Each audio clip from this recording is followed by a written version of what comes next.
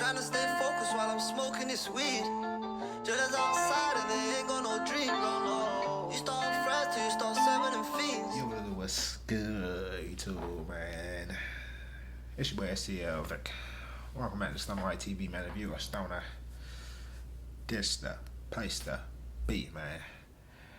Now everybody STG, man. And we back at it again. What another?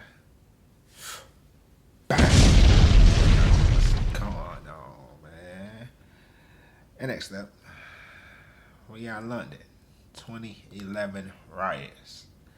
The Real Life Purge, man. By my boy Kid Nerd.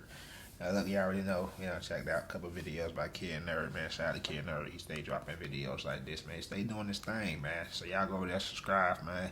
Make sure y'all check out the videos. So leave a like, leave a comment, all that good stuff, bro. But, like I said, I wasn't really, obviously, 2011, I wasn't paying attention to the UK, you feel me? So I ain't even know y'all boys had, you feel me, riots and shit going on in 2011. Honestly, I didn't know. You feel me? So I ain't gonna hold y'all. We'll get right to the video. I'm gonna try to learn something. Y'all new to the channel. Y'all make sure y'all leave a like on the video. Make sure y'all comment down below for my videos. Y'all may y'all tune next. Y'all make sure y'all please hit that subscribe button, bro. And we're out to the video.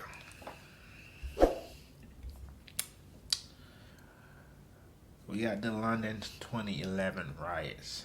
The Real Life Purge by Kid Nerd. Let's see what you talking about out here, bro. Summer of 2011 was a wild time in the UK. A young father was shot to death by police, and the community outcry after was one that no one expected. Today, we're going into the London 2011 riots. So just about Bando died. This Bando died, right?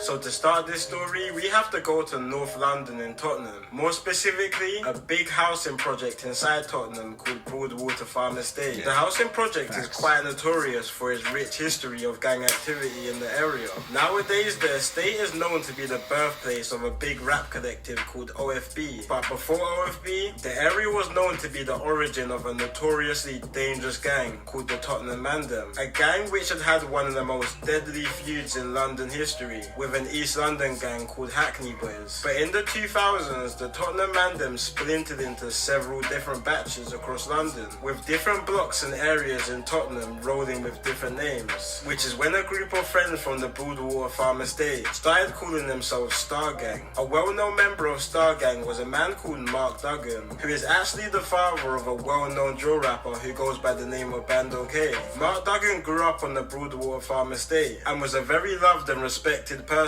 inside and outside of his estate, but he was heavily under the police radar, with him being named among Europe's most feared and violent criminals, which led to him being investigated.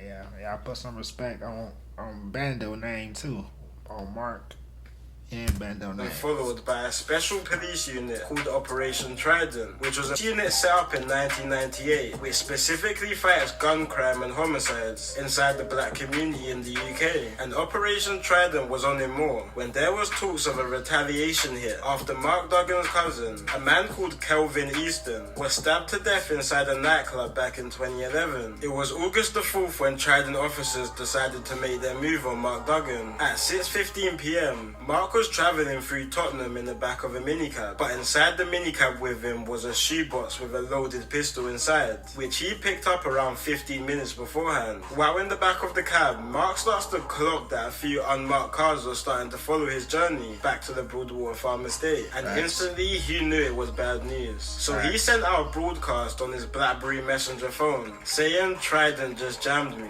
Not long after this message, one car pulls in front of Mark's minicab, with another car blocking the sideway. This, they always show the how it happened with this, like this visual right here, like this this animation basically. I'm guessing CCTV wasn't a thing then, huh? Cause I'm pretty sure it was though. I'm guessing niggas just ain't have badge cameras and shit. Y'all don't have badge cameras, do y'all? and another blocking the cab from the back, forcing his minicab to stop. Mark tried to make a run for it, but he didn't get far before an officer shot Mark twice, with one bullet hitting him in the chest, leaving him unresponsive and bleeding out just outside his minicab. But instead of the officers to go help Mark out and take him to hospital to attempt to save his life, they were more focused on finding the handgun, leaving Mark to bleed out and die on the scene. Now, the officer who shot Mark said his reasoning was due to him seeing Mark holding the gun in his hand. And even if this was a valid reason for shooting Mark, as time goes by, the theory that Mark was holding the gun at the time of his murder is becoming more and more impossible. First of all, Mark's DNA wasn't even on the gun, despite claims that Mark threw the gun with his bare hands just before he was shot. But this was also almost impossible. Mark was shot around 1.5 seconds after he left his minicab, in where he was only able to take a few steps before he was hit by the first bullet. So it would be quite hard for Mark to even find the time. They murdered, bro. Cold-blooded murder, bro. For real. Like, ain't no way, bro. Like, that's just messed up. Throw the gun, which was somehow found 7 meters from where he was shot. And if that isn't enough to debunk this theory, the police officer who shot Mark said he didn't even see Mark throw the gun. It was another officer that said he threw the gun, which is very weird considering that Mark was literally right in front of him when the officer murdered him. What was most likely to have happened here is that the officers are trying to cover their tracks and could have potentially moved the gun from inside the minicab where Mark had left it and then placed it around 7 meters away to justify the killing. Residents of the Broadwater Farm Estate were furious, and police were not given any answers to what had just happened. So 2 days after the brutal murder of Mark Duggan, on the 6th of August, friends and family of Mark marched from the Broadwater Farm Estate to Tottenham's police station to demand for answers of what just happened 2 days ago. But instead of getting any answers, the marchers were welcomed to a wall of silence from police officers who crowded around the marchers. Time went by and people started to get more frustrated, and when the crowd started to get larger and more younger people started joining in, the peaceful protest started turning more. You know, the young people be like, hey, fuck that, we going at y'all head, man, for real. Aggressive, especially after there was an alleged attack from a police officer on a 16-year-old girl who was protesting. By 10 p.m, Tottenham High Road was in anarchy. Police cars and buses were getting smashed and burnt, and the local police office was completely burned down. 26 police officers were injured throughout the night, starting the infamous 2011 riots. The news quickly spread around London, and a lot of people saw this as an opportunity to fight back on what a lot of people thought was a racist and oppressing police force. But some people also saw this as a quick way to loot some stores while the police had lost control of the streets. The next morning on August the 7th, police set up forces around Tottenham to prevent any riots which may happen throughout the day, especially after hearing talks from local gangs in Tottenham that they were going to bring carnage to the area. But at the time, feds couldn't comprehend how big the movement was, and while police were setting up around Tottenham and nearby areas in North London, on the other side of London in Brixton, looting had already started before Tottenham even woke up. Before the morning was even finished, police had already lost control of London. Shops were looted, fires were burning, and police were nowhere to be seen in certain areas. And the country was put into a national emergency. During national emergencies, police use something called the airwave network that allows officers to tap into different areas around the country through their radio, which was first introduced heavily after the 2005 London bombings. The only issue was the airwave network was down, leaving hundreds of thousands of officers clueless to what was happening at the time. The police didn't even know how many officers were on the ground.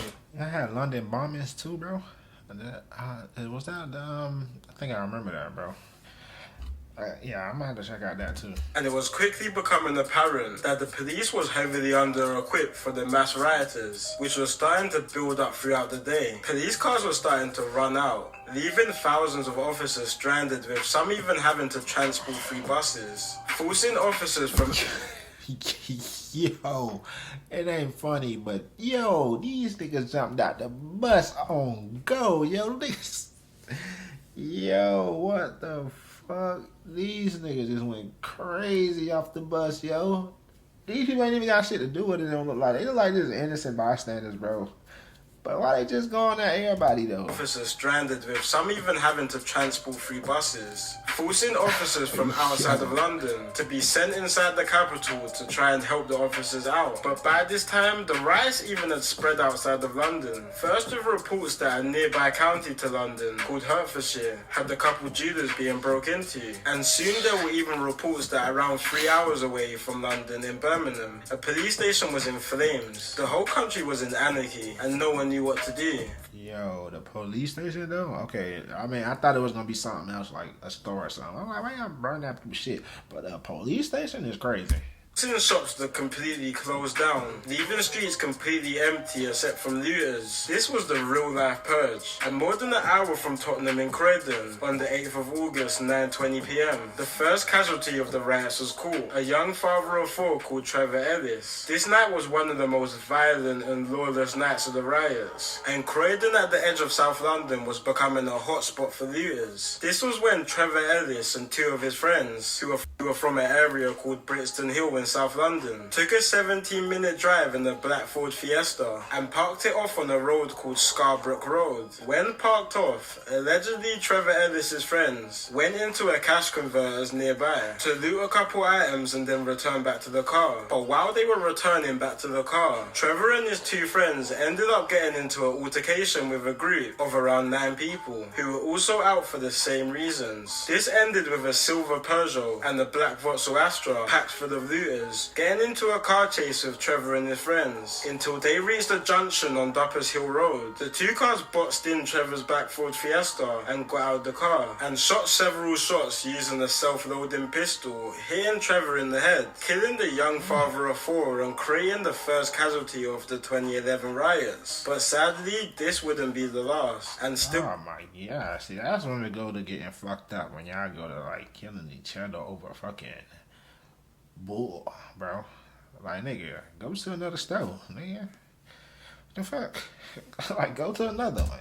Police could do nothing about it. So the members of public had to take situations into their own hands. In East London, the borough of Hackney was becoming a very popular place for looters, especially one area in Hackney called Dalston, where shops were starting to get hit up quite heavily. But a road in Dalston called Kingsland High Street was left pretty much untouched. See, Kingsland High Street has a lot of shops which are run by the Turks, which are Turkish people. They saw what was happening to all shops around them, so they made a pact to team up and defend the hey, I fuck with that.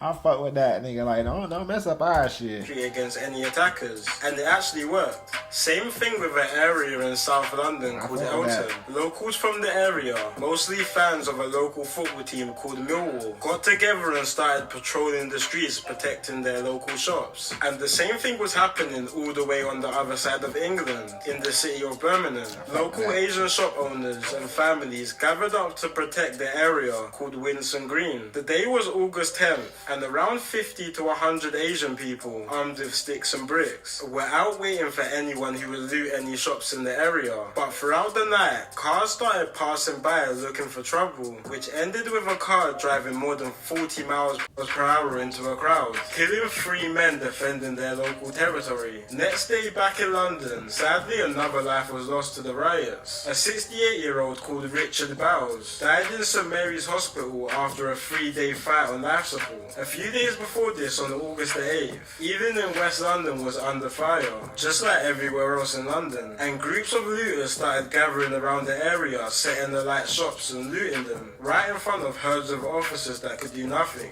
This was when Richard approached the group and had a dialogue with them, which till now no one really knows what was said. After this, Richard attempted to stamp out a fire which had started in a rubbish bin, but while Richard was stamping it out, a rioter struck Richard in the head, knocking him out cold. That's fucked up. Officers saw this, but couldn't get to Richard with a large group of people fighting back officers who tried to get close to him, until riot shield officers managed to back off the rioters and shield him until paramedics took Richard away. CCTV footage even picked up that rioters even pickpocketed his wallet and phone while he was laying down unconscious in a pool of blood, and sadly a few days after he was pronounced dead. But while all this was going on, a control room in Lambeth in South London was watching everything, with thousands of cameras cameras set up across London being monitored by senior officers in the room, with phone calls alongside social media platforms being watched by riot suspects. Back in 2011, the whole of London was locked in on a messaging platform called BlackBerry Messenger, which was a messaging software exclusive to a phone called Blackberries, which literally everybody had at the time. And this was a big way police caught a lot of rioters in the act, intercepting messages and statuses of planned looting and chaos, which ended with more than 3,000 arrests connecting to the riots. And the judges were not playing with the sentences. They were really trying to prevent this from happening again. So dished out some of the harshest sentences the UK had seen in a while. A woman who wasn't even part of the riots, but received a pair of shorts which was stolen during the riots, received a 5-month sentence in prison, which is crazy. Overall, the 2011 riots was a chaotic time, and more than a decade later from the riots, people say nothing's really changed. Quite recently, we have even seen another issue of a police killing another unarmed black man called Chris Cabba, and it all just seems like history is repeating itself again. But that's a story for another day. It's been your boy Kid Nerd, and peace out. Yeah, man, shout out Kid Nerd, man. That's crazy. I ain't gonna lie. That's a lot going on in London, bro. I did not know about, bro. Y'all let me know, man. Some more videos y'all want me to check out, bro. Y'all just drop them down below. Well, yo, that's it for this video. Y'all make sure y'all leave a like on the video. Make sure y'all comment down below for videos y'all want me out to next. Y'all make sure y'all please hit the subscribe button, bro. And we out, man. Stone White TV.